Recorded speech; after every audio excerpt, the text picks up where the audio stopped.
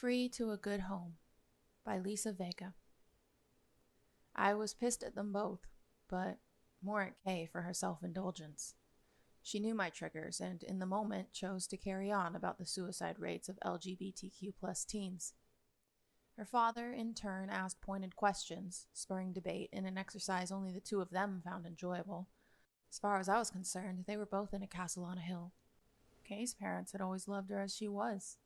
I didn't want to say it, so instead I abandoned my chair on the patio to go sit by the pool. Slipping off my sneakers and socks, I dipped my feet in the cool water and turned my head away from the offending discussion. I used to sit out here like this when we were younger, when I practically lived at their house, but still the socializing would get too much. I would hum softly to the bees and soothe myself in the process. Kay's parents took great care of their yard, focusing on things like balance and the colors of flowers. My dad's lawn was overgrown with weeds turned to shrubs, and the plastic chairs overturned from the last monsoon were never righted. When I was certain their conversation had died down, I returned to Kay and her father, who were now setting the iron table with paper plates and plasticware. Scott wasn't an unkind man, just unaware in the way people are when they aren't taught to find hidden meaning in every eye roll or heavy sigh. I envied him greatly. An awkward silence now thickened the air, so I granted him and Kay the mercy of offering to fetch the potato salad from the kitchen. Inside the house, Sarah, Kay's mother, was arranging ears of corn in a glass dish. "Can you take these out as well, hun?" she asked. "I'll come back for it," I replied, scooping up the bowl of potato salad from the kitchen island. She flashed me my favorite smile, bitter sweetness around the eyes, like she could see all the pain you carried and was proud of you for carrying it well.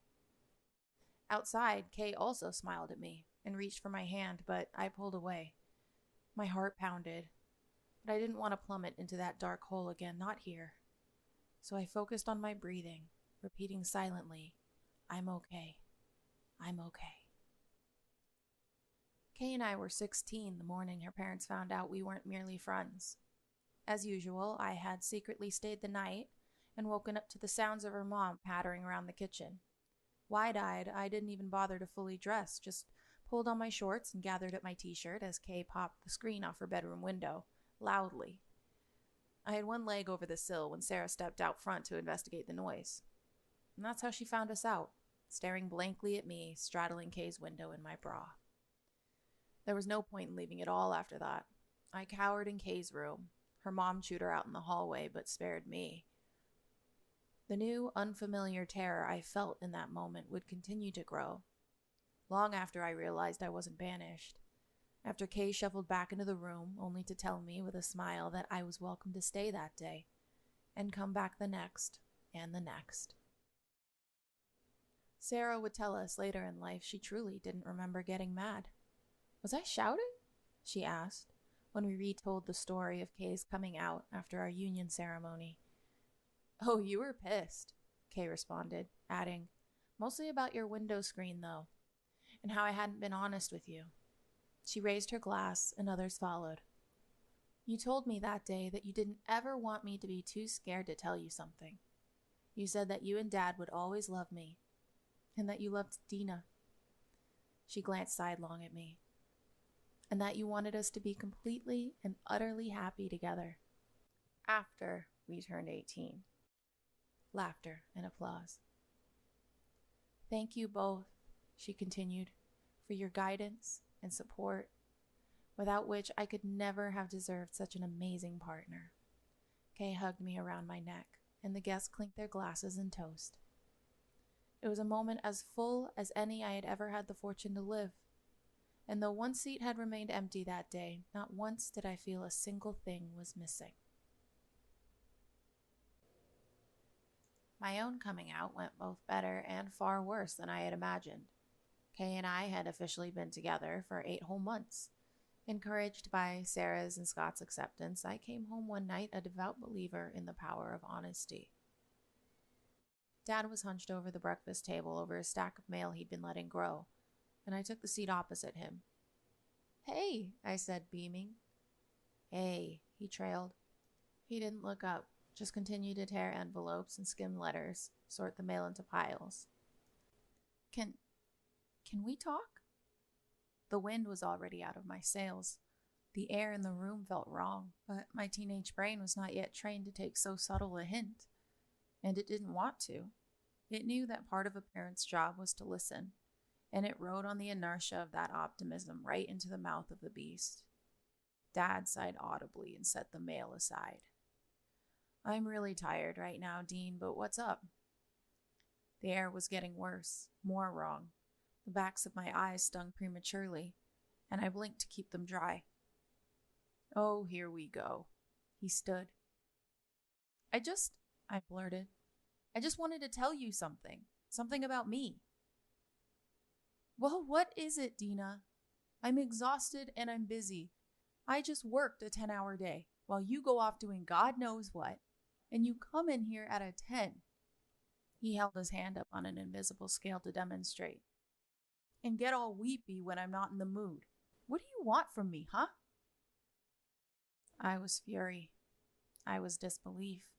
I didn't understand what he was trying so hard to avoid, what he hoped to gain from escalating the conversation into something hostile. I wanted to dig. I wished I could wield my words to burrow into that fragile center he had built walls up to protect. But as these things go, an eloquence won out. With too much to say, you end up saying not much of anything. You know what? Just forget it. I didn't want to forget it, but I couldn't salvage it either, so I drove the knife in further. You obviously have no interest in being a father, so I'll save you the trouble. I should have known that Dad was never one to give up ground. Well, if that's how you feel, then maybe it's time you get your own place. I had nothing more to say to that. I was 17, not yet out of high school and no job. The mere notion of moving out was ridiculous, and that was the point. Like tic-tac-toe, there was no winning once both players had the game figured out, only stalemates. I knew too young that I would never reach him, and never again would I ask him to come to me. I'm gay, I said. That's what I wanted to tell you. Kay and I were dating. That it? He asked. Yeah, that was it. I locked myself in my room and cried without really knowing why. I should have been relieved. We didn't talk about it again, and a few days later, he brought me home some street tacos, an olive branch. It's Taco Tuesday, he said, chipper. He didn't care I was gay. He didn't care about anything. And in that way, it went better than expected. Kay's older sister, Jen, and her husband, Caleb, arrived 5 minutes late to dinner. Little things like punctuality were a struggle now with the new baby, but no one minded. If anything, it was nice to have everyone already there, so their entrance could be that much more of a production. First, the sound of the side gate opening and shutting, then delighted cries as Duke came bounding around the side of the house into the backyard, leash dragging behind him, running happy pats on the head and slobbery chin scratches as he greeted each of us.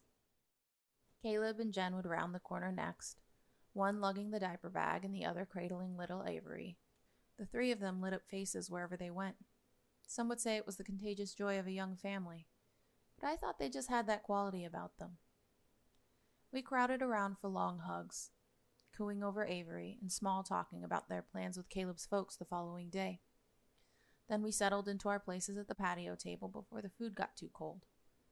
I tried my best to snap a photo of the entire spread. Cheeseburgers, potato salad, corn on the cob, beans, and freshly baked honey rolls. Always the non-traditional Thanksgiving meal at this house. And that was perfect. Back when my mom was alive, before the breast cancer had reduced her to a wisp and then nothing at all, and before my older brother fled to the military, we would do a typical family Thanksgiving with turkey and the whole shebang. I hated it. The cooking was never right, and we would always join hands first as my mother said a long grace. The mushy potatoes and the wet stuffing would grow lukewarm on our plates.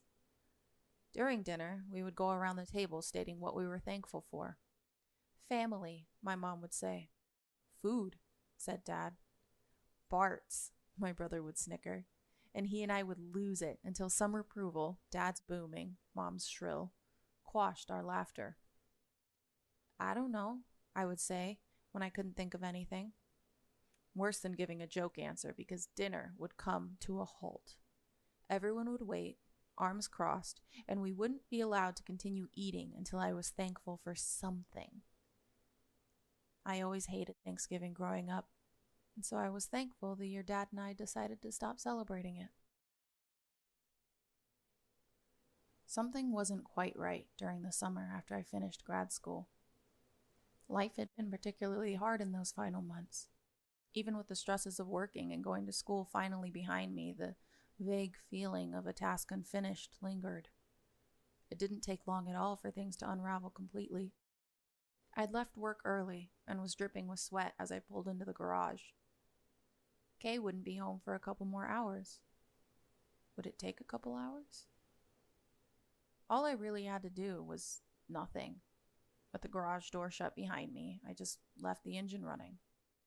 I took a deep breath, and another. There was a hitch in the next, and those that followed came in strangled, until I was sucking air through my teeth and choking on my own spit. Everything in my life felt borrowed. My friends were K's, my furniture, K's, my family. Logic told me that I was non-essential. I'd simply been dropped on their doorstep in a box labeled free to a good home. An outsider in their tidy ecosystem, I had thrown off its delicate balance. If I were gone, what would change for the worse?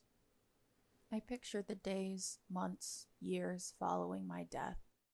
Kay and her family would be devastated, but they would rally around each other for comfort and eventually be all right. Kay would carry on as she always had, despite the hole in her chest. She'd follow her daily routine, brush her teeth in the shower, dress, have breakfast, take a walk, go to work, lunch, work, gym, home. But for a time at least, there would be a new step added at the beginning. Every morning she'd wake up and remind herself that I was gone. I knew this because I had done the same once upon a time, even as Dad pretended nothing had happened and my brother withdrew more and more until no one could reach him. I pictured those gray days over and over as my knuckles went white around the steering wheel. I was trying to talk myself out of it. How many minutes now? My top clung to my back and I pulled away from the seat to let it breathe, leaning forward until my forehead came to rest over the horn. I wished that I could fall asleep like this, drift into the dark and never come out of it. Instead, I made desperate animal sounds. My heart threw itself at the bars of its cage, and I beat at my temples with the heels of my hands to quiet the noise of it all. It went on like this until I was panting, throat raw, slumped against the driver's window. How many minutes? I fought to keep my resolve, but my eyes kept darting to the key in the ignition and my hand hovered nearby. It was shaking. All I needed to do was nothing but wait for that brief, panicked moment when I realized I wasn't breathing air, and for that which came after to take the pressure of the choice away from me. I turned the key. The engine stopped. I peeled myself from the seat, exited the car, and dragged myself into the empty house. I had lived, but I wasn't proud. I felt like someone who had managed to put out a fire they themselves started. I told Kay when she got home, and she cried. Her shoulders shook so violently I could barely hold her. "I'm sorry," I whispered. I would later read that death by carbon monoxide wasn't much of a thing with newer cars and countries with strict regulations on emissions, and so I swore the next time I tried, I would use a shotgun. But that day never came. It was a New Year's Eve party, following in the wake of my incident during the summer. Jen and Caleb had recently gotten done decorating their new house, and it was stunning. And they were stunning, her sparkling in sequins and him theatrical as ever in a top hat and curly mustache. And the guests were all sporting their best black and gold and silver. My mind was hazy even before I started drinking. I matched names to familiar faces like it was an exercise. Hugs and handshakes. I was handed a glass of something. I filled up a plate with snacks. It wasn't long before I was being pulled by the arm toward a garage full of drunken shouting. "Come on, Jen said. "You're on my flip cup team." "Looks like I'm on her flip cup team," I called back to Kay, left chuckling at the dining table. The garage was crowded. My knees trembled even as I managed a grin across the white folding table. "I am not well," I tried not to think. I drank. I flipped. Cup fell. Back on the table. Flip again. I focused on the task in front of me like I could make the people disappear by doing so. Just me and the cup. Me and the cup. Success. Cup flipped. I exhaled the breath I'd been holding, and the people and their voices faded back into the foreground. The alcohol cast a milky veil over the frightened animal in my mind, and I thought for a fleeting moment that maybe I was having fun. I stole away for a break and a hit on Kay's pen. Poor Jen had begged me to join her for the beer pong tournament, but my legs were already giving way. My teeth were chattering, though I wasn't cold.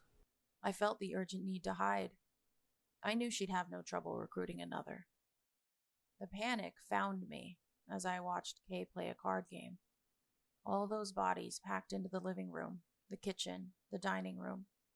There was no escaping them. My own pulse drummed so loudly in my ears that I swore they could hear it too.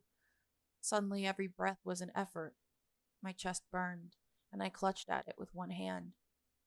"What's wrong?" asked Kay.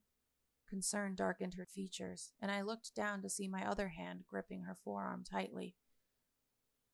So much, I thought. So much was wrong. But topping the list was that I was at a party and expected to play drinking games and chat with minor acquaintances about what I'd been up to since the last time we spoke. But who can open a conversation with, "I wish I was dead"? How had I thought I could ever pretend to be normal again? But most of my words had already left me, like they'd left me the night I came out to my dad, and I didn't have enough of them to explain it to her. By the time I could manage to say, "Help," she was dragging me by the arm toward Caleb's office. I pulled my shoulders in, willing myself small. I didn't dare look for fear of finding others watching. Kay sat me down on a chair and closed the door part way to obscure us. She kept the lights off. "Help," I repeated. She shushed me, stroked my hair with both hands. "You're okay," she said it again and again. "You're okay. You're okay. And breathe. Breathe." 2 mantras and Kay's gentle petting. They became my whole existence. After some time, she said, "I need to go get Jen and Caleb. Let them know what's going on." "No," I protested, and I held onto her hands to stop her from leaving. "I have to. Don't worry, they'll help, I promise. Just stay here, okay?" I didn't say it was okay, but I let her go. She shut the door behind her, enclosing me in darkness. When the door opened once more, it was Caleb who appeared. "Jen is distracting everyone masterfully," he boasted, kneeling before me. "And Kay's getting your stuff together, and then you can leave right out the front door." "I can't," I said. My face was sticky with tears and snot, and with more on the way, I felt no larger than a child. "You can." "Everyone knows," I reasoned. "Everyone saw." "Nope, no one knows. No one saw. They're all drunk, and they think you're lying down drunk too. You're good." I gave him a look, hoping my eyes could convey what I could not. "You're good," he repeated. "Nothing's wrong with you. You're just having a difficult time. It happens to just about everyone. It happens." Kay reappeared in the doorway, holding both our bags. "Ready?" she asked. The question was directed at us both. Caleb would have to be my voice for the time being. "Yeah," he said. I allowed myself to be hoisted up. As we exited the office and made for the door, I ventured a look around the house. Mostly empty.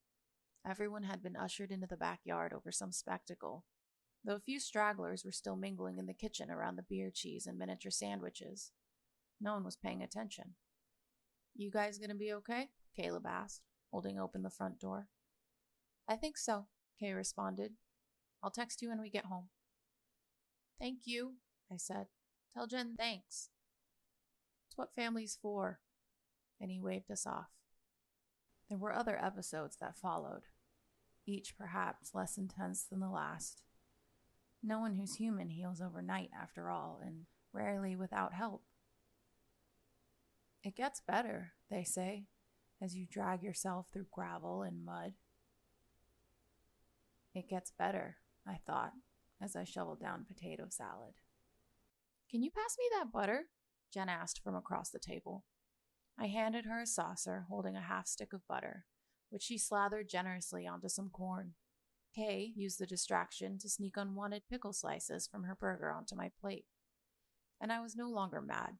I pinched one between my thumb and forefinger and popped it into my mouth, winking. She rested her head on my shoulder. I let myself believe that I had found a good home, and I felt so very thankful for the people at that table.